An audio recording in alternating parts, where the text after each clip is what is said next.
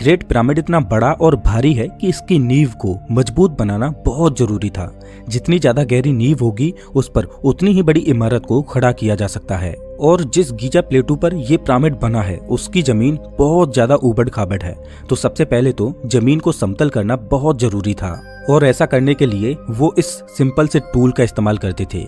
इस टूल में बीच में एक पॉइंटर होता है जो फ्रीली लेफ्ट या राइट मूव कर सकता है। जब इस टूल को जमीन पर सीधा रखा जाता है तो इसमें यहाँ पर ये एक मिड पॉइंट है। जमीन पर रखने के बाद ये पॉइंटर इस मिड पॉइंट पर रहता है तो इसका मतलब जमीन समतल है। और अगर ये पॉइंटर इस मिड पॉइंट से इधर उधर होता है तो इसका मतलब है कि जमीन अभी उबड़ खाबड़ है। और इसी छोटे से औजार से प्राचीन इजिप्शियंस ने पिरामिड को बनाने के लिए जमीन को समतल किया। लेकिन इसके बाद उनके सामने एक और कठिनाई थी, पिरामिड का अलाइनमेंट। जैसा कि अभी मैंने आपको बताया था कि पिरामिड पृथ्वी की चारों दिशाओं को एक्यूरेट तरीके से अलाइन करता है। अब आज के समय में तो हम एक कंपास की मदद से अलाइनमेंट कर सकते हैं, लेकिन आज से 4500 साल पहले उन्होंने बिना कंपास के इस प्रॉब्लम को कैसे सुलझाया। तो कुछ खोजकर्ता मानते हैं कि प्राचीन मिस्र वासियों ने सही दिशा का पता लगाने के लिए ऑटम इक्विनॉक्स का सहारा लिया होगा। जैसा कि मैंने अभी आपको बताया था कि सोलर इक्विनॉक्स वाले दिन और रात बराबर के होते हैं, तो सोलर इक्विनॉक्स वाले दिन जमीन पर पड़ने वाली शैडो